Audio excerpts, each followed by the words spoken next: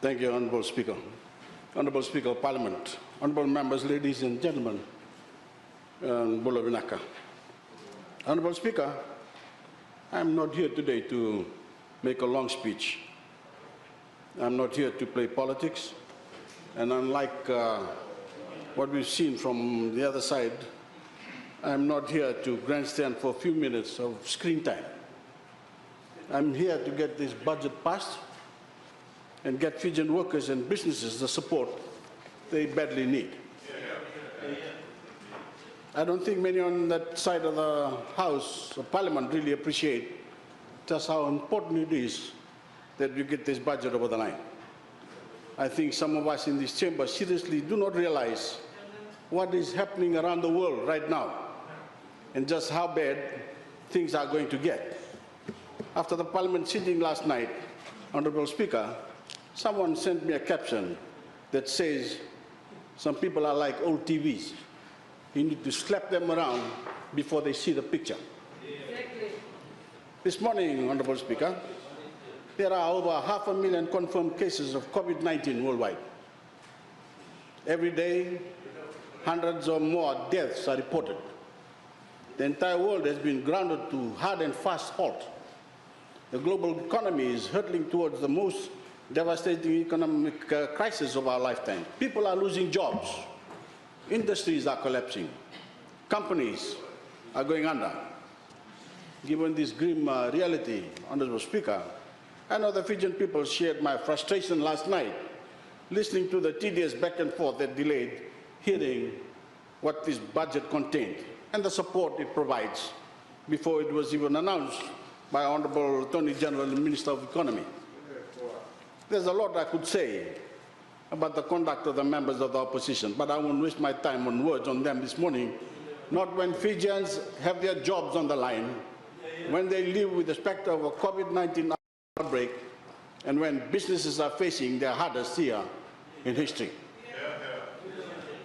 Anyone with a little brain, and more importantly with a heart, knows that we need to turn this bill into the relief our people need.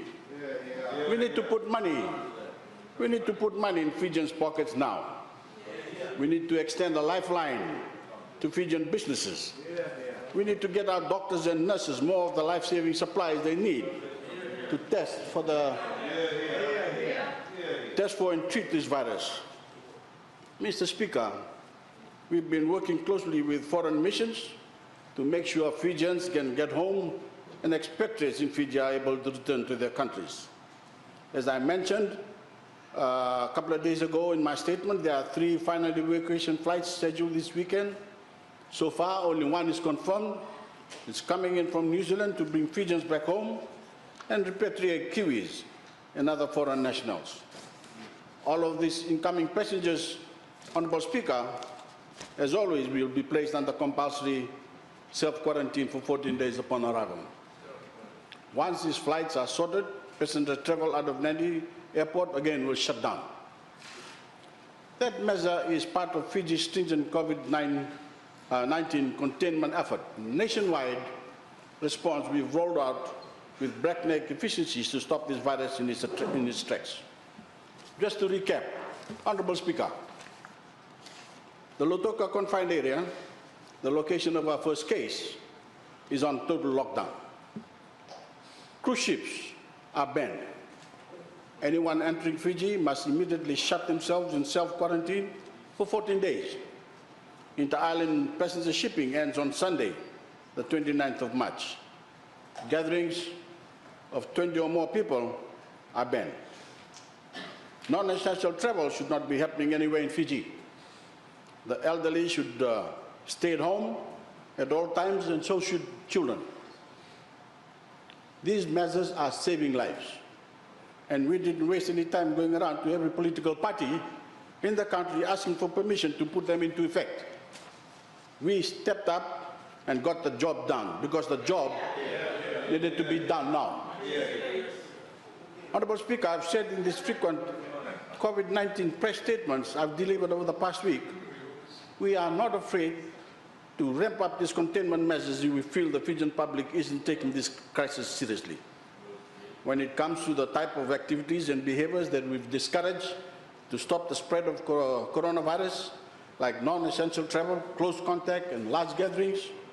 Too many Fijians seem to think that when the sun goes down, the rule stops. That's why today, Honorable Speaker, I'm also announcing a new nationwide curfew from 10 p.m. to 5 a.m. every night, everywhere in Fiji. This will take effect from this Monday evening, the 30th of March.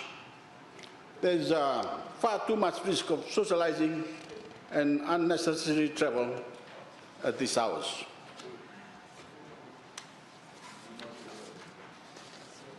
If you're out during these hours, unless it's work for work or another life-sustaining purpose, the police will direct you straight home. We'll be announcing the full details of this curfew soon. Mr. Speaker, some of these heading to work in every early hours of the morning deserve special recognition.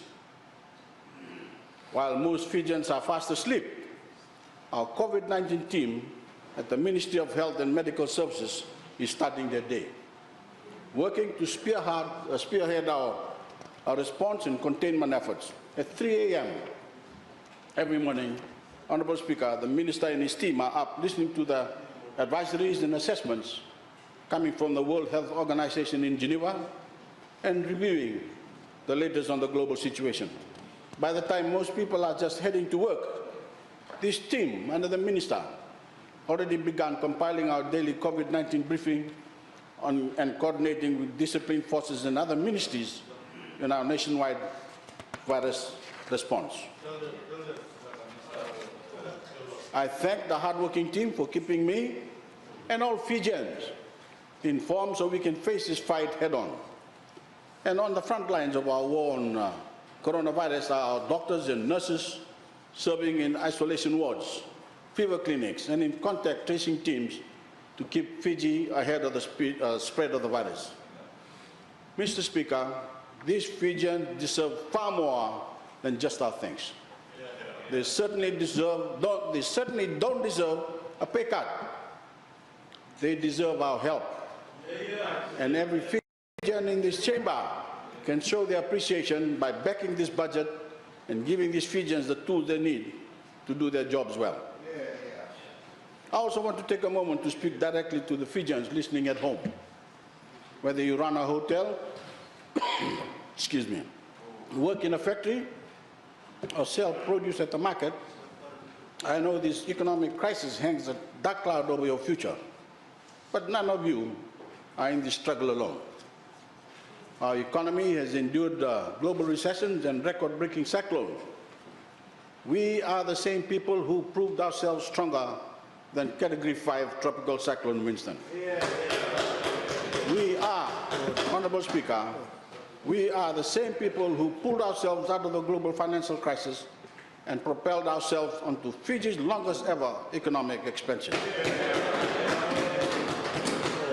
We did not beat those challenges alone. Honorable Speaker, we did it together. Once again, we must find strength in our unity. We must work together in pursuit of our common mission to keep our people safe, to keep our people employed, and to prepare our economy for its rebound. Because when the dust settles, Honorable Speaker, tourists will get back on the planes, Fijians will return to work at our hotels, our restaurants, our factories, our call centers, our gyms, our markets and shops, and the engine of our economy will get back up and running. Coronavirus can't take away Fijians' pristine national beauty. It cannot kill the tenacity of the Fijian spirit. It cannot rob us of our ingenuity, and it cannot hold us back from our nation's incredible potential. I hope my fellow members today will follow my lead and keep their contributions short and focus on the Fijians we're all meant to serve. Our nation needs us. They need us to treat this crisis seriously. They need us united in putting their well-being, their jobs, their health, and their future first. I've had to scold the irresponsible behavior of Fijians who aren't taking COVID-19 seriously a few times already this week. But now, I feel the need to direct that fire at the opposition. Cut the nonsense. Jobs are on the line. Businesses are on the line. And lives are on the line. Let's be the leaders of our people deserve. And before we get this budget passed, Honourable Speaker, the leader of the opposition attacked me in the last in his statement about the institution that supported me, supposedly. I have been taken to task, Honourable Speaker, by yourself. But he has not been taken to task for the events that transpired on the November 2nd up at the camp. He should be in jail right now. The Constitution, the institution, let him free. Order. Thank you, Honourable Speaker. Order.